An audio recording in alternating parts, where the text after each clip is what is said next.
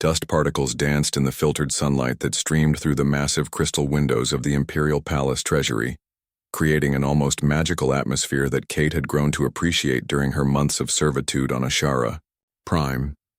The young human woman moved her cleaning cloth in gentle circles across the ornate pedestals that held various alien artifacts, each piece worth more than her entire home planet's annual budget back when Earth still existed.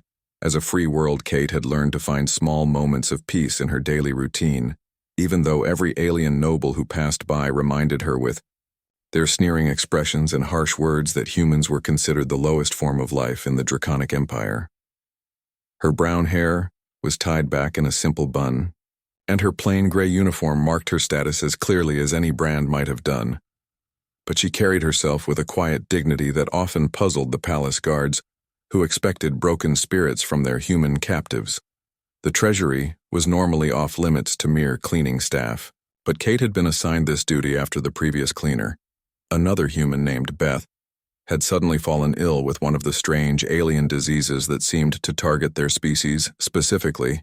As she worked her way through the endless rows of displays, Kate's attention was caught by something that seemed oddly out of place in the corner of the vast room, partially hidden behind a massive statue of some long-dead draconic general.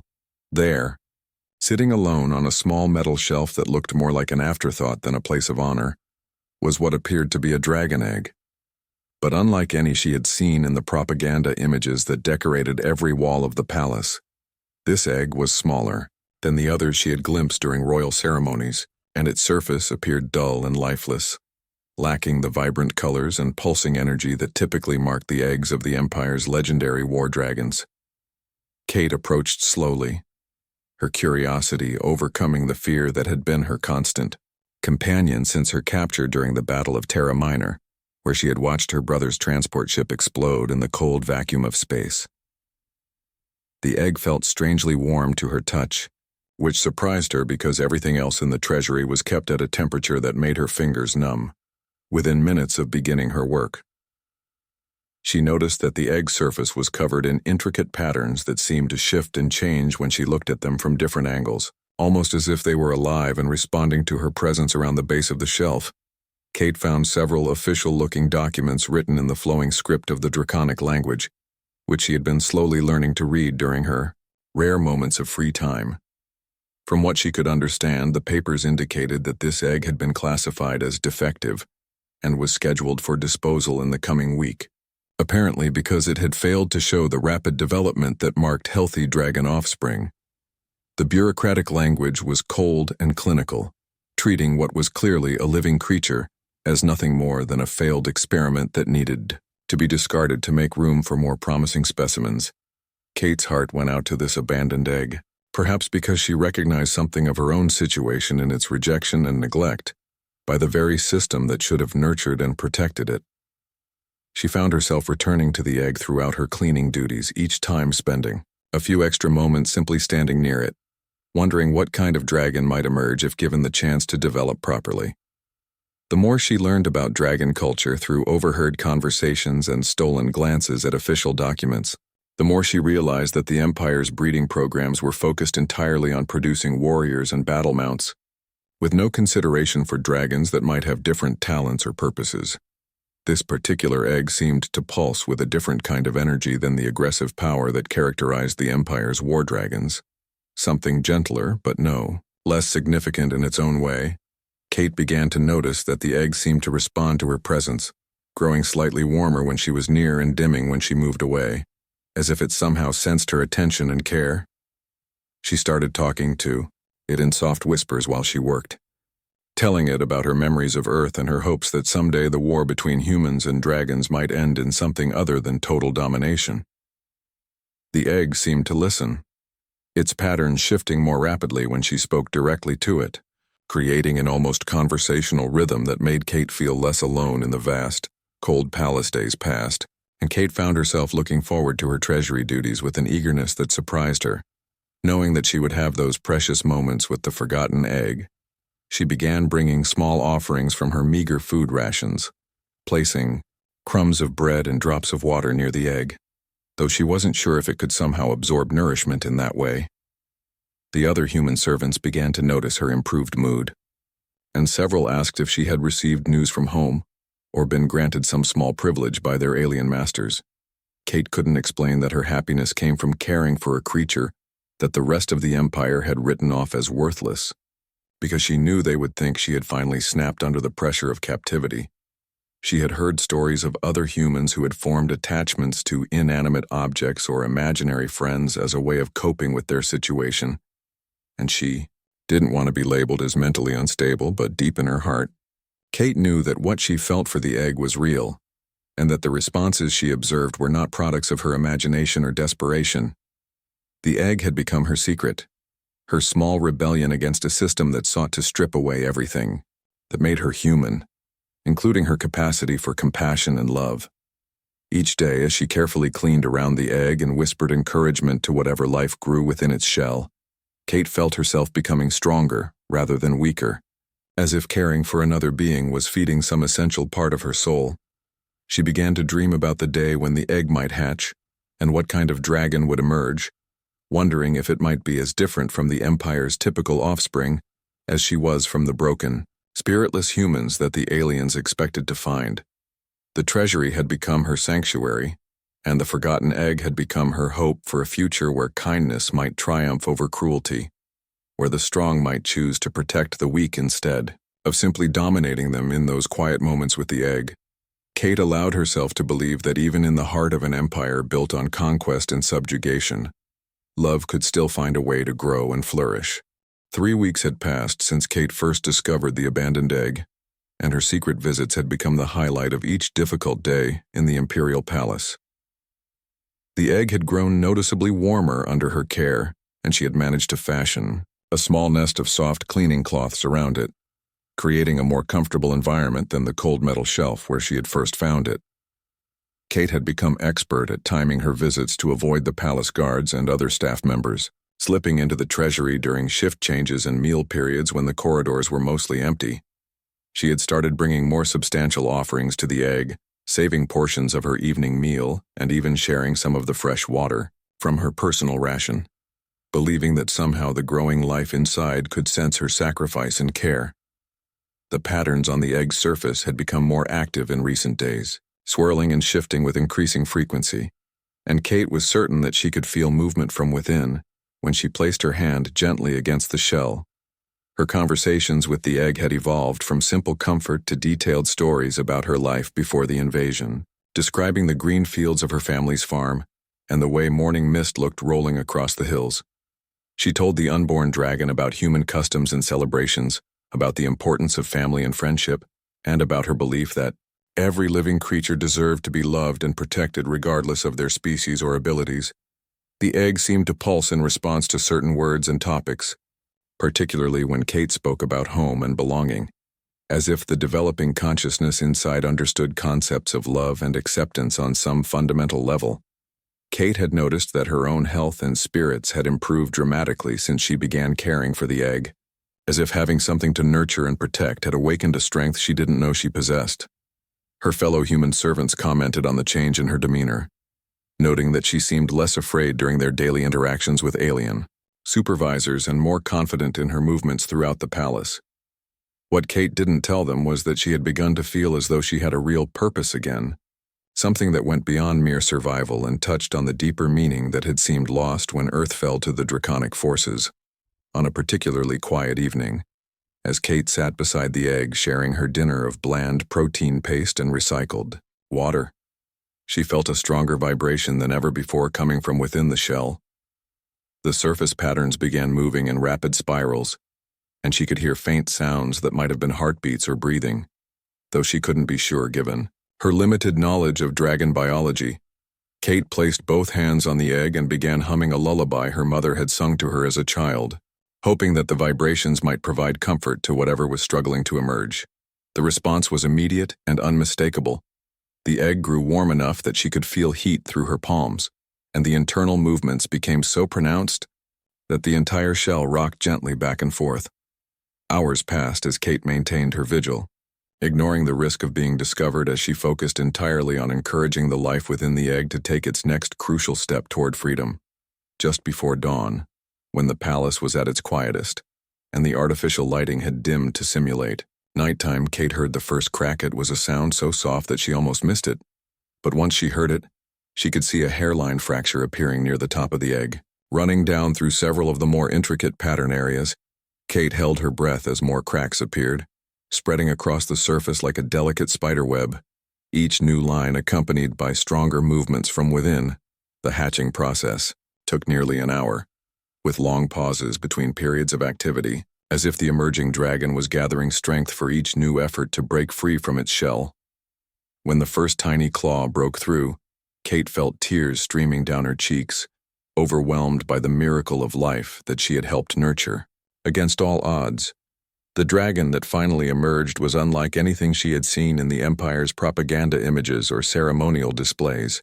Small enough to fit in her cupped hands, with delicate golden scales that seemed to shimmer with their own inner light. Its eyes opened to reveal not the fierce red of the war dragons, but a warm amber color that reminded Kate of honey and autumn leaves, filled with intelligence and curiosity, rather than aggression. The baby dragon looked directly at Kate with those remarkable eyes and made a sound that was part chirp and part purr, a vocalization of recognition and trust that went straight to her heart. Without hesitation, the tiny creature crawled toward her, climbing onto her palm and then up her arm until it reached her shoulder, where it settled against her neck with complete confidence in her protection.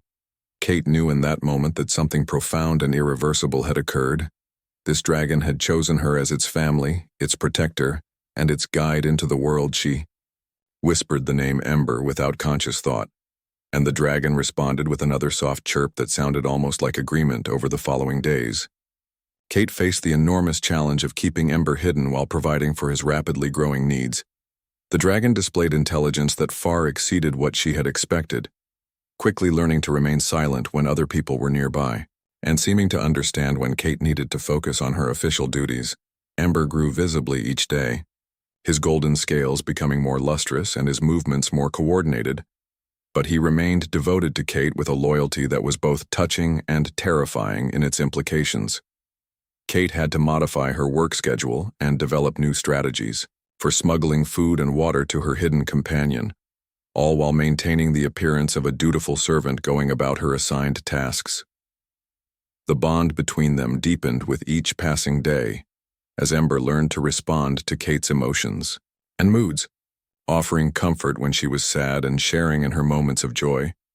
Kate taught him simple words in both English and the basic draconic phrases she had learned, amazed by how quickly he absorbed language and began attempting to communicate. In return, she realized that Ember was not developing into a typical war dragon at all, but something entirely different, a creature of intelligence and empathy rather than pure aggression and dominance. The golden dragon seemed to embody everything the Empire had tried to crush out of both humans and dragons: gentleness, curiosity, love, and the desire to protect rather than conquer. Kate knew that their secret could not last forever, that eventually someone would discover her relationship with Ember and both of their lives would be in immediate danger. But for these precious weeks, she allowed herself to experience the joy of motherhood and the deep satisfaction of nurturing a life that might grow up to bridge the gap between their species. Ember had become not just her secret, but her hope for a future where understanding might replace hatred and compassion might triumph over conquest. The morning that changed everything began like any other, with Kate making her way through the palace corridors carrying her cleaning supplies and trying to appear unremarkable to the alien guards who monitored human movement throughout the building. Ember had grown significantly in the past month, now too large to hide easily in her pockets or under her uniform, requiring Kate to develop increasingly creative methods to keep him concealed during her daily duties. She had fashioned a sling from spare fabric that allowed her to carry him against her body under her loose-fitting work tunic, but his continued growth made this solution increasingly impractical and dangerous.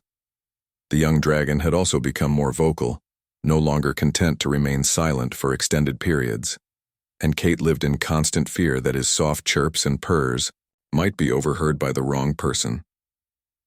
Despite these challenges, she couldn't bring herself to abandon Ember or find him another hiding place, knowing that discovery by palace officials would likely mean death for both of them. Kate had developed a complex routine of feeding schedules and exercise periods that took place during her assigned rest times, when most of the palace staff were either sleeping or occupied with their own duties.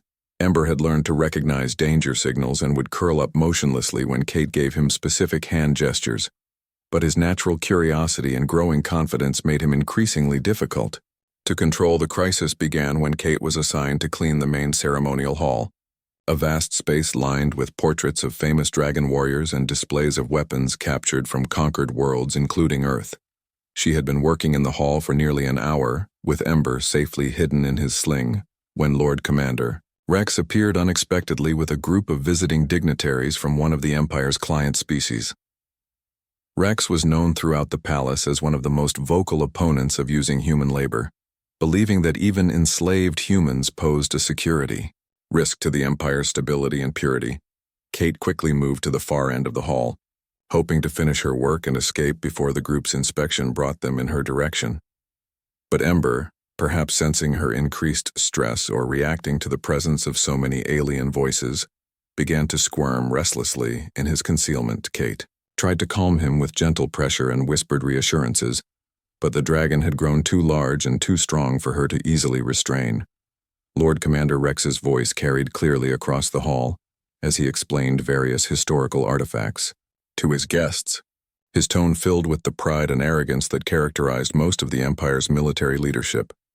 Kate realized with growing horror that the group was moving systematically through the hall and would eventually reach her location, leaving her with no easy avenue of escape. She made a desperate decision to try reaching one of the side exits, moving as quickly and quietly as possible while maintaining the appearance of normal cleaning activities. But Ember chose that exact moment to poke his golden head out from under her tunic, curious about the new voices and apparently unaware of the danger his exposure represented. One of the visiting dignitaries, a tall alien with compound eyes that missed nothing, pointed directly at Kate and spoke sharply in his native language. Lord Commander Rex spun around immediately, his predatory gaze focusing on Kate with the intensity of a hunter who had finally cornered his prey. The confrontation that followed unfolded with the terrible inevitability of a natural disaster, with Kate frozen in place as Rex and his companions approached with weapons drawn. Ember, sensing the threat to his adopted mother, emerged fully from his hiding place and positioned himself protectively in front of Kate, his small form dwarfed by the armed aliens surrounding them. Rex's expression shifted from suspicion to outrage as he realized what he was seeing. A human in unauthorized possession of what appeared to be a dragon hatchling. The Lord Commander's voice rose to a roar that echoed through the ceremonial hall as he demanded to know how Kate had acquired the dragon and what she had done to corrupt its natural development. Kate found her voice long enough to explain that she had rescued Ember from abandonment and neglect, that the egg had been scheduled for disposal when she found it. But her words only seemed to enrage Rex further, as he accused her of stealing Imperial property and deliberately weakening a noble dragon bloodline through her inferior human influence. The visiting dignitaries backed away as Rex called for additional guards, his accusations growing more elaborate and serious with each passing moment. According to Rex, Kate's unauthorized care had contaminated Ember with human weakness and emotion, making him unsuitable for military service and potentially dangerous. To other dragons, the Lord Commander claimed that human contact could corrupt dragon genetics at a fundamental level, introducing traits like empathy and compassion that were counter to the Empire's martial traditions. Kate tried to protest that Ember was healthier and more intelligent than any dragon she had observed in the palace, but her words were dismissed. As ignorant human delusion, Rex ordered her immediate detention and began issuing commands for a full investigation into her activities, clearly intending to use this incident as evidence for his long-standing arguments against human employment. As guards surrounded them, Ember pressed closer to Kate, his amber eyes wide with confusion and fear, but his loyalty unshaken by the hostile environment. Kate realized that her worst nightmare was coming true. Not only had her secret been discovered, but it was being twisted into something monstrous by officials who saw only what they wanted to see. The charges against her multiplied as Rex worked himself into a frenzy of righteous indignation, accusing her of everything from theft to espionage to deliberate sabotage of Imperial breeding programs within hours. News of the human maid who had corrupted a dragon hatchling spread throughout the palace, carried by servants and guards who embellished the story with each retelling. Kate found herself confined in a holding cell, while Ember was taken to the palace veterinary facility for examination, their separation causing both of them obvious distress. The official investigation that followed was a foregone conclusion, with Rex and his supporters interpreting every aspect of Ember's condition and behavior as evidence of human contamination. Palace physicians proclaimed that the dragon's unusual coloring and gentle temperament were clear signs of genetic damage caused by exposure to human emotions and inferior nurturing practices. Kate's careful documentation of Ember's development, which she had maintained in secret, was presented as evidence of her systematic corruption of imperial property, rather than proof of her dedication. The case file grew thicker each day as more officials added their opinions and recommendations, most calling for severe punishment, as an example to other humans who might harbor similar treasonous impulses. Rex pushed for the death penalty, arguing that Kate's actions represented not just theft, but an attack on the fundamental principles that made the Dragon Empire strong and pure. As her formal trial approached, Kate realized that she was not just fighting for her own life, but for Ember's future, and for the possibility that love and compassion might be seen as strengths rather than weaknesses. The stage was being set for a confrontation that would force the Empire to examine its most basic assumptions about humans, dragons, and the nature of power itself. 7 days after her arrest, Kate was awakened before dawn by the harsh clang of her cell door opening and the arrival of Imperial guards wearing the elaborate ceremonial armor reserved for the most important state occasions. The lead guard, a towering reptilian being with scales that shifted color in the artificial light, informed her in broken human language that Emperor Dracon himself had ordered a formal hearing to resolve the matter of the corrupted dragon. Kate's heart pounded as she realized the magnitude of what was happening. Cases that reached the Emperor's personal attention were matters of imperial significance, with outcomes that could affect policy throughout the entire Draconic Empire. She was given barely enough time to wash and change into a clean version of her standard gray uniform, before being escorted through corridors she had never seen before, each more magnificent than the last. The journey to the Imperial Court took nearly an hour, passing through security checkpoints and ceremonial gates that demonstrated the awesome power and wealth concentrated in this single building. Kate caught glimpses of other humans being led in different directions, some toward work assignments and others toward what appeared to be punishment details, reminding her of how precarious her own situation had become. The Imperial Court itself was a space so vast and elaborate that it took Kate's breath away, with a domed ceiling that seemed to stretch upward into infinity, and walls covered with murals depicting the Empire's greatest military victories. Hundreds of alien nobles had gathered in tiered seating arrangements that allowed everyone present to observe the proceedings while maintaining strict hierarchical protocols based on species, rank, and political influence. Kate was led to a small platform in the center of the court, where she stood alone under the intense scrutiny of beings from dozens of different worlds, many of whom had never seen a human up close before. Emperor Dracon occupied a throne that seemed carved from a single massive crystal, his enormous form radiating an aura of power that made Kate feel like an insect in the presence of a god. The Emperor's scales were deep black with veins of silver that caught the light as he moved, and his eyes held an intelligence and calculation that suggested he missed nothing of what occurred in his presence. Lord Commander Rex stood at an ornate podium to Kate's left, his uniform decorated with medals and honors that proclaimed his loyalty to the Empire and his dedication to its traditional values. The formal charges were read aloud in the ancient Draconic tongue before being translated into the common trade language that most species could understand, each accusation more serious than Kate had realized. Rex accused her not just of theft, but of deliberate sabotage designed to weaken the Empire's military capabilities by corrupting the genetic purity of its dragon breeding programs. According to his testimony, Kate had employed sophisticated human psychological techniques to brainwash the dragon hatchling, making it dependent on her presence and unable to fulfill its natural role as a warrior. The Lord Commander presented expert witnesses from the palace veterinary staff, each of whom testified that Ember's unusual coloring and gentle temperament were clear evidence of human contamination. They claimed that prolonged exposure to human emotions had triggered genetic mutations that would be passed on to any offspring. Ember might produce potentially weakening future generations of Imperial dragons. Rex painted a terrifying picture of an empire overrun by weak, emotion-driven dragons who would be unable to maintain the military dominance that kept hundreds of species in line. His presentation included detailed charts and projections showing how quickly such contamination could spread if humans were allowed to continue working in sensitive areas of the palace. The testimony went on for hours, with witness after witness describing the dangers posed by human influence on dragon development and the need for immediate action to prevent further damage. Kate was not permitted to speak during this phase of the proceedings, forced to stand silently while her actions were dissected and interpreted in the worst possible light. Several nobles in the audience called out their own opinions and suggestions, most demanding severe punishment as an example to other humans who might harbor similar treasonous thoughts. The atmosphere in the court grew increasingly hostile as Rex's presentation continued, with Kate feeling the weight of hundreds of alien stares filled with suspicion, disgust, and barely controlled anger.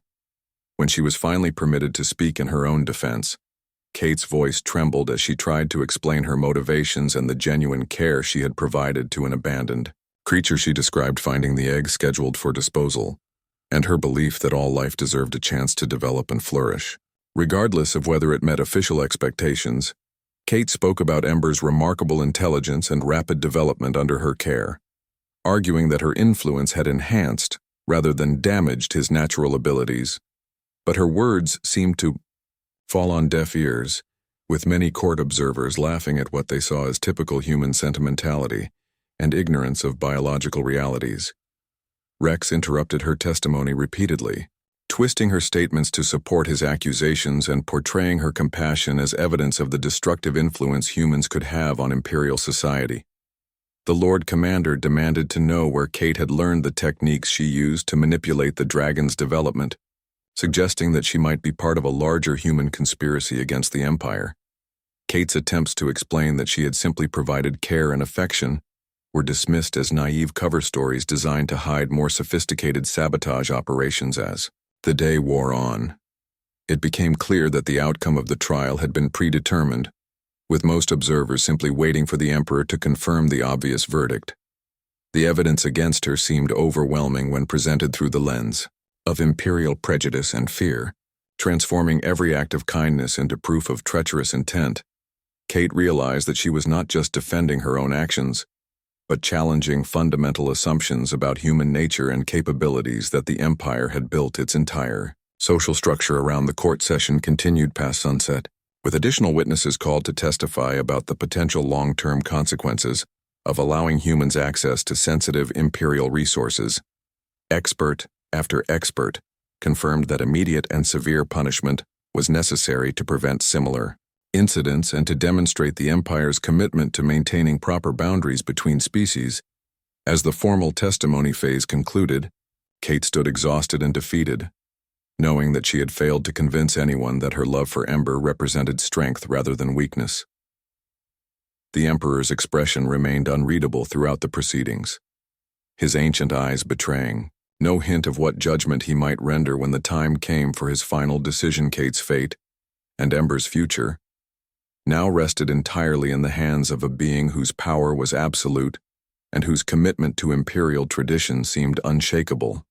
The moment that would change everything began with a sound that none of the assembled nobles had ever heard before in the sacred halls of the imperial court: the desperate cry of a young dragon calling for his mother. Ember's voice carried through the massive chamber with a clarity that cut through the murmur of conversation like a blade, causing every head to turn toward the side entrance where palace guards were struggling to contain a golden blur of scales and determination.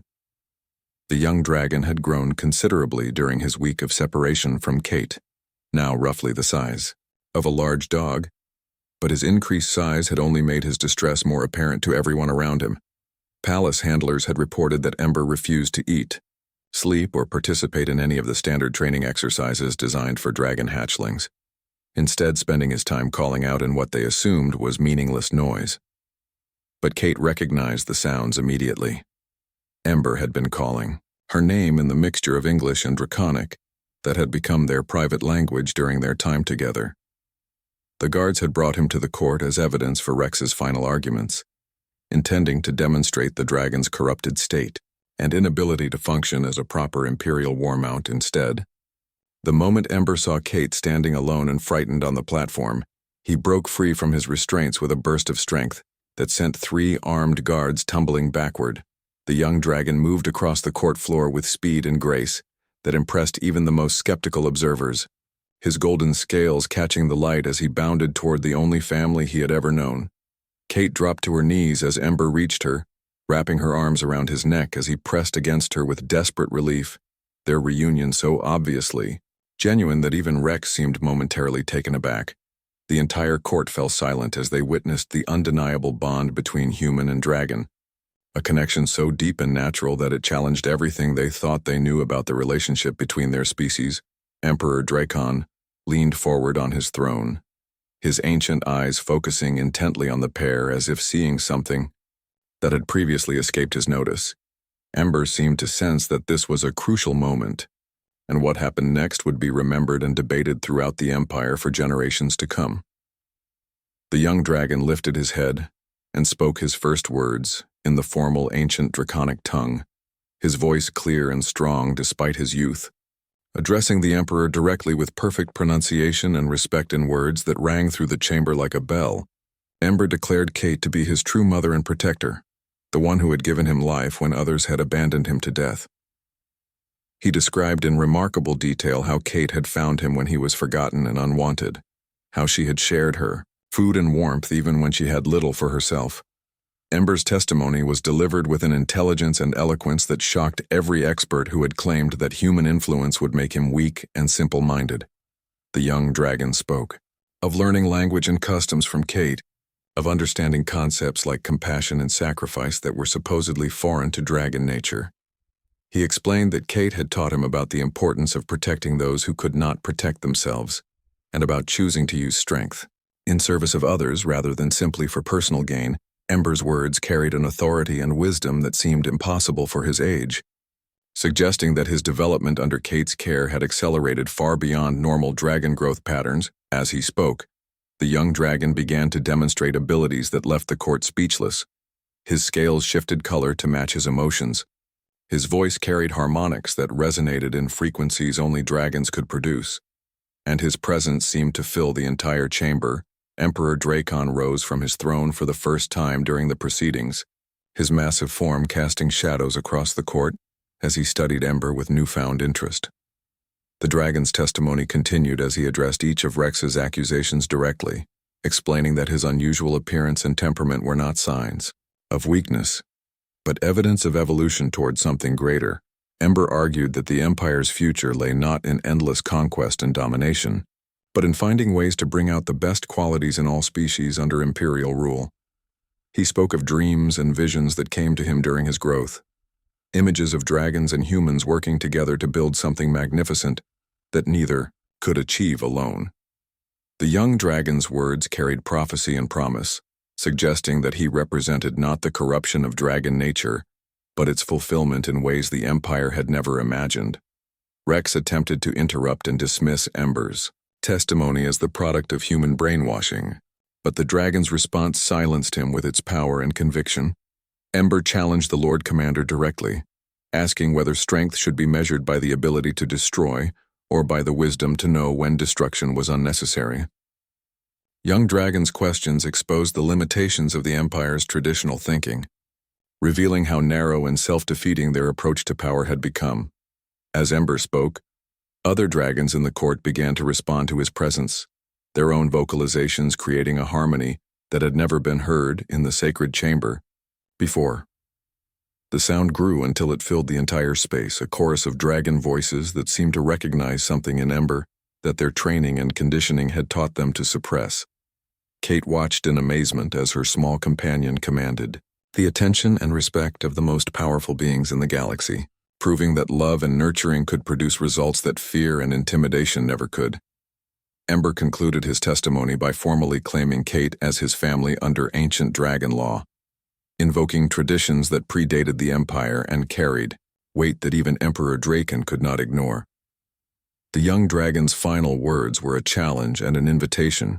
He offered to demonstrate his abilities in any test the court might devise, confident that his development under Kate's care had made him stronger rather than weaker.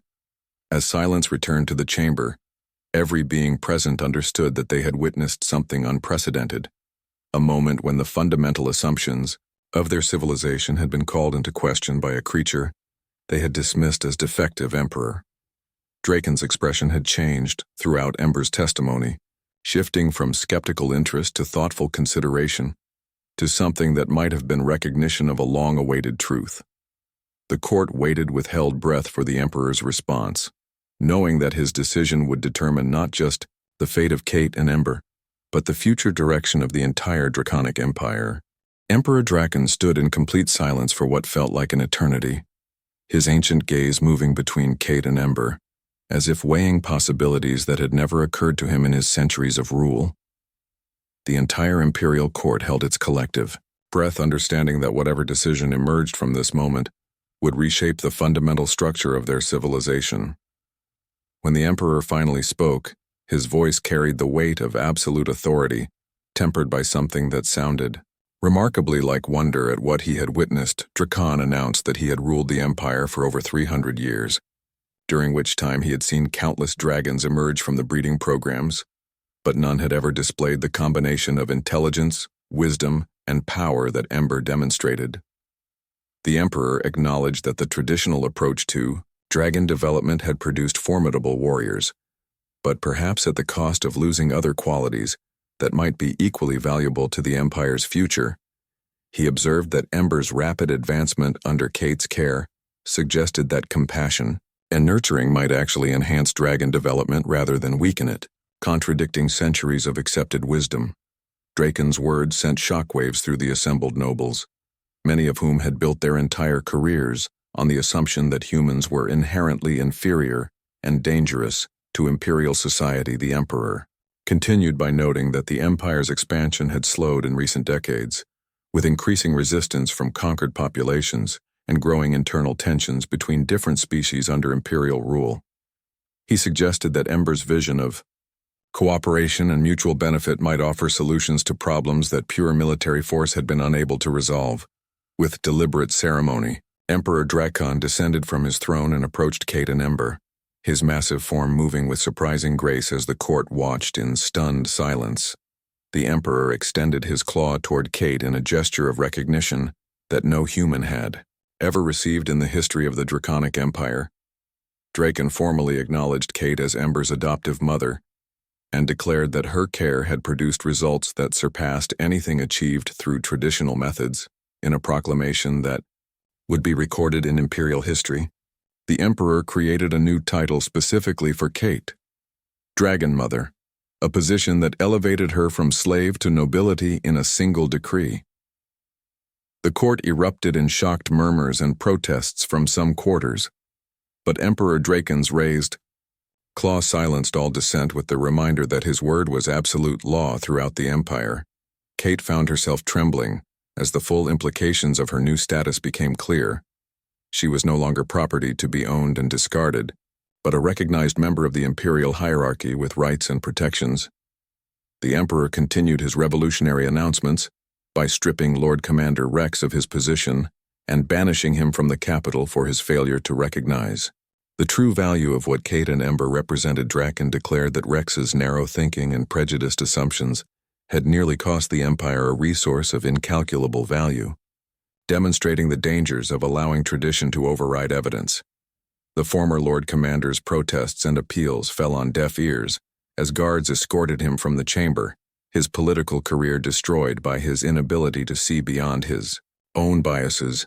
Emperor Draken then turned his attention to the broader implications of what had occurred, announcing new policies that would fundamentally change how humans were treated throughout the empire. He declared that humans would no longer be automatically classified as slaves, but would be evaluated as individuals based on their abilities and contributions to imperial society. The Emperor established new programs for human education and advancement, recognizing that untapped potential might exist throughout the species that traditional oppression had prevented from emerging. Kate watched in amazement as her small act of compassion toward an abandoned egg rippled outward into changes that would affect millions of lives across the galaxy. Ember seemed to understand the magnitude of what was happening, standing proudly beside Kate as living proof that cooperation between species could achieve more than domination ever could. The young dragon's presence had become a symbol of possibility, representing a future where strength and gentleness could coexist rather than being seen as opposing forces. Where the following months, Kate found herself at the center of a transformation that touched every aspect of Imperial society. As her story spread to distant worlds and inspired hope in oppressed populations, she and Ember worked together to establish new protocols for dragon care and training, incorporating the emotional bonds and individual attention that had made his development so remarkable. Human volunteers came forward to participate in these programs, many discovering talents and abilities that their previous status as slaves had never allowed them to explore. Kate's position as Dragon Mother gave her influence and authority that she used carefully and thoughtfully. Always remembering her own experience of powerlessness and fear, she advocated for gradual changes that would allow different species to find common ground without triggering the kind of backlash that could reverse all the progress they had made. Ember grew into a magnificent dragon whose golden scales had become a symbol of hope throughout the Empire, representing the beauty that could emerge when strength was guided by compassion. His abilities continued to develop in ways that amazed even the most experienced dragon experts, suggesting that emotional bonds and nurturing care unlocked potentials that had been dormant for generations.